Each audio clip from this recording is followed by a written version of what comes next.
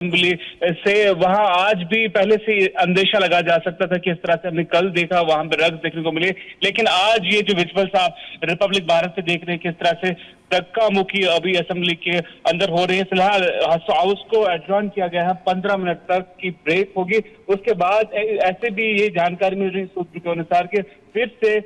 रक्स का माहौल जो है बीजेपी लीडर्स की तरफ से वहां पर एक्सपेक्टेड है, लेकिन अभी 15 मिनट के लिए हाउस को जो है एडजॉर्न किया गया है। लेकिन इससे पहले हमने देखा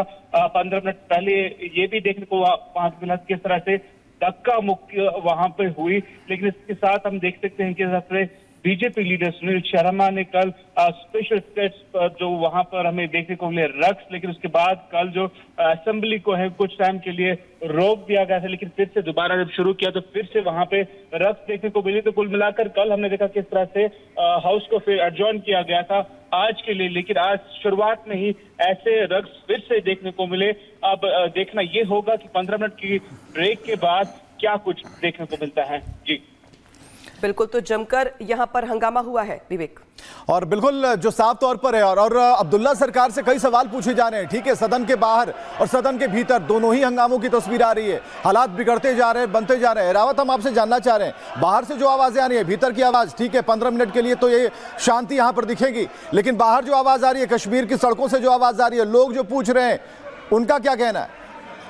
लगातार हम देख रहे हैं कि इस तरह से लोगों में कल से काफी जो हम देख रहे हैं प्रदर्शन का जैसे गुस्से का माहौल है। लगातार हम देख रहे हैं लोगों की एक्सपेक्टेशंस कुछ और थी, लेकिन वहां पर असेंबली में कुछ और चीजों पे जो डिस्कशन होता है। लेकिन यहाँ की आवाम जो चाहती है, उनका कहना है कि डेवलपमेंट के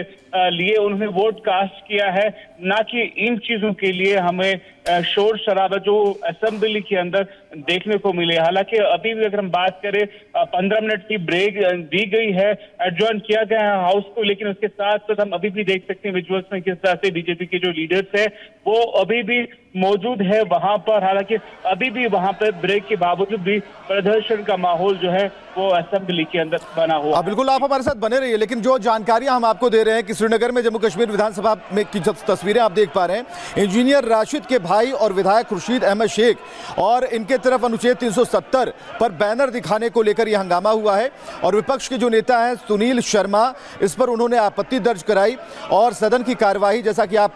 इंफॉर्मेशन दे रहे थे कि 15 मिनट के लिए अभी स्थगित हुई है और 15 मिनट के बाद फिर से स्थिति बहाल हो पाती है या फिर कुछ ऐसी तस्वीरें आएंगी। लेकिन इतना जरूर है कि हंगामा बढ़ता गया और उसके बाद मार्शल को भी बुलाना पड़ गया।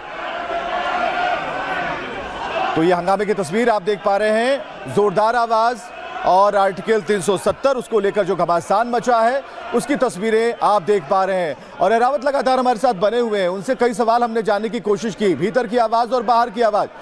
जो आम जनता पूछ रही है उस सवाल को भी हम लेकर चल रहे हैं। सिर्फ एक बैनर दिखाए जाने को लेकर जो विरोध जताया गया विपक्ष के नेता सुनील शर्मा की तरफ से, रावत और क्या जानकारियां मिल पा रही हैं? जी हाँ, लगातार हम देख रहे हैं किस तरह से प्रदर्शन लगातार हो रहा है। इस प्रदर्शन के बावजूद हम देख रहे हैं किस तरह से senior Congress leader Irfan Hafeez loan और एआईपी लीडर खुर्शीद अहमद का जहां हम देख रहे हैं किस तरह से वो अभी प्रदर्शन का जो है मेन हिस्सा बनते हुए जो नजर दिखाई दे रहे हैं। और लगातार हम देख रहे हैं किस तरह से फिलहाल अभी 15 मिनट की ब्रेक के लिए हाउस को एडजॉर्न किया गया है, लेकिन इसके बाद ये बड़ा अहम रहेगा और देखने वाला रहेगा कि किस तरह से यहाँ पर 15 मिनट की ब्रेक के बाद क्या कुछ देखने को मिलेगा, ये अभी देखना होगा। जी लेकिन हैरावत ये बहुत ज्यादा महत्वपूर्ण हो जाता है कि विधानसभा में आमतौर पे मुद्दों को लेकर के आपस में जो मतभेद होते हैं वो होते हैं, लेकिन ये मतभेद इस कदर बढ़ गया कि आपस में धक्का मुक्की इस कदर हो गई कि जो माननीय है वो एक दूसरे के कॉलर पकड़ करके गर्दन पकड़ करके धक्का मुक्की करते हुए दिखाई दे रहे। ये आचरण अपने आप में सवाल खड़े करता है। हालांकि बड़ी बात यहां पर यह कि भारी हंगामे के बाद कार्रवाई को स्थगित करना पड़ा है 15 मिनट के लिए, लेकिन 15 मिनट के बाद जब कार्रवाई शुरू होगी तो क्या हालात कुछ ऐसे ही दिखाई देंगे या फिर अपने आप में जो माननीय सबको समझ में आएगा कि भाई जो मुद्दे हैं, जो मतभेद है आपस में 370 को लेकर या बाकी अन्य मुद्दों को लेकर, वो ऐसे नहीं सुलझेंगे। वो चर्चा के बाद जो संवैधानिक परंपरा है, जो एक प्रोटोकॉल है, जो कार्रवाई को लेकर प्रोटोकॉल है, उससे ही सुलझेंगे। ऐसे में हाथापाई जो हो रही है यहाँ पे 370 पर उबाल है, बवाल ही बवाल है। रावत, आप हमें सुन पा रहे हैं? रावत, एहरावत, एक सवाल तो बिल्कुल जायज है, अभी यही हम जानने की कोशिश भी कर रहे हैं कि ठीक है आप अनुच्छेद 370 पर बवाल मचा रहे हैं, फिर कैसे फिर से लाएंगे? लगातार हम देख रहे हैं किस तरह से प्रदर्शन होता जा रहा है। कल भी हमने देखने को मिला था किस तरह से रक्स पैदा किए गए वहां पे असेंबली के अंदर, लेकिन कुछ टाइम के लिए कल भी पहले फर्स्ट ब्रेक के तहत 1 घंटे के लिए ब्रेक कल दिया गया था क्योंकि रक्स काफी देखने को मिले थे। उसके बाद हमने साथ में ही देखा किस तरह से कल हाउस को ही फिर एडजॉइन करना पड़ा क्योंकि लगातार वहां पे जो है रक्स देखने को मिले, लगातार डिस्टर्बेंस के जो विजुअल्स एंड डिस्कशंस वहां पे थे। उसके बाद जो स्पीकर है उन्होंने कल सस्पेंड किया था असेंबली को आज के लिए, और आज पहले शुरुआत से ही ऐसे इनपुट्स मिलते थे कि आज फिर से रक्स देखने को मिलेंगे और उसी के साथ ठीक जैसा हम सोचते थे एग्जैक्टली वैसा ही हुआ और लगातार फिलहाल हाउस को जो है 15 मिनट के लिए ज्वाइन किया गया है। लेकिन अब देखना यह होगा 15 मिनट की ब्रेक के बाद क्या कुछ होता है, क्या ऐसा ही हंगामा देखने को मिलेगा या इससे कोई और भी बड़ा हंगामा हो सकता है। फिर सवाल ये है कि अब्दुल्ला सरकार क्या चीट कर रही है आम जनता को, क्या समझाने की कोशिश कर रही है, क्या ये समझा पा रही है कि कैसे फिर से बहाल होगा? जी हाँ, इस तरह से ऐसे जो हमने वहाँ पे रक्स देखी, इससे साफ तौर से अगर हम पब्लिक सेंटिमेंट्स की बात करें, जहाँ हमने कल भी कुछ लोगों के साथ डिस्कशंस किए तो उनका यही कहना है कि इन चीज़ों के लिए उन्होंने वोट कास्ट नहीं किया है एंड जो एक्सपेक्टेशंस नेशनल कॉन्फ्रेंस की गवर्नमेंट से थी वो अभी तक कहीं दिखाई नहीं दे रही हैं और लगातार हम देख रहे हैं किस तरह से रक्स का माहौल जो है बना हुआ है। हालांकि 15 मिनट की ब्रेक दी गई थी लेकिन उसके बावजूद भी जो बीजेपी के लीडर्स है अभी भी असेंबली के अंदर मौजूद है, वहाँ पर अभी भी प्रदर्शन का माहौल जो है। लेकिन एहरावत देखिए, सवाल ऐसे में है कि आखिर सदन के अंदर ध्वनि मत से धारा 370 की बहाली, स्पीकर पर लगातार बीजेपी के जो नेता हैं, कार्यकर्ता हैं, गंभीर आरोप लगा रहे हैं, स्पीकर का क्या रोल है? और अगर वाकई में विधानसभा से ये देखिए प्रस्ताव अगर पारित हो गया, बहाली की बात कही जा रही है, तो आगे इसमें क्या अब होने वाला है एहरावत? जी हाँ, लगातार जहां हम देख रहे हैं काफ़ी कुछ लीडर्स जो वहां पे हैं उनकी भी एक्सपेक्टेशन जो है स्पीकर्स पर है, लेकिन स्पीकर का कुछ अभी तक जो है क्लियर कोई डिसीजन सामने नहीं आया है, जिसकी वजह से हम देख रहे हैं लगातार कल भी प्रदर्शन जो है असेंबली के अंदर हमें देखने को मिला और आज भी स्पीकर की कोई एक सिंगल डिसीजन की वजह से जो है एक बारी फिर से हमें प्रदर्शन जो है देखने को मिल रहे हैं। और लेकिन अभी जो बड़ा और इम्पोर्टेंट जस्ट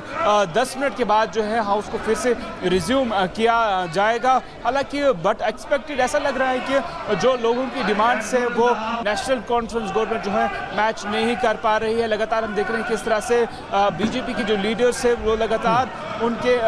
विरुद्ध में जो है प्रदर्शन करते नजर आ रहे हैं। जी, लेकिन एहरावत एक चीज और मैं जानना चाहूंगा, क्योंकि आपने देखा होगा धारा 370 जब से इसे निरस्त किया गया तो लगातार देखिए वहां पर हालात जो है कंट्रोल में थे, आतंकी घटनाओं पर लगाम था। क्या इसकी बहाली के बाद हालात वहां पर फिर से बिगड़ सकते हैं क्या?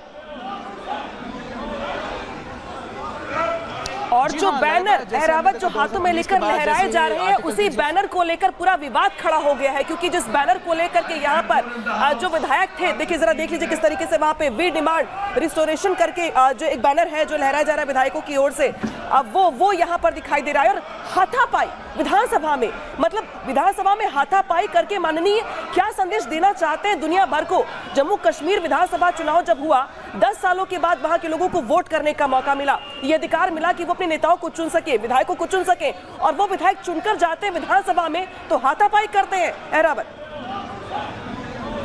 चलिए एहरावत, सवाल वही था आपसे कि आखिर आपने देखा होगा धारा 370 के निरस्त करने के बाद हालात जिस तरह से कंट्रोल में थे तो जम्मू कश्मीर पर क्या फर्क पड़ेगा? पहले अगर हम बात करें धारा 370 के हटने के बाद हम देख रहे हैं लगातार किस तरह से कश्मीर में जो है पीसफुल माहौल बन गया था, लेकिन उसके ठीक कुछ ही समय के बाद हम देख रहे हैं कश्मीर घाटी में किस तरह से नॉन लोकल्स वगैरह पे जो अटैक्स किए जा रहे हैं, लेकिन उसके साथ साथ लेकिन अभी जो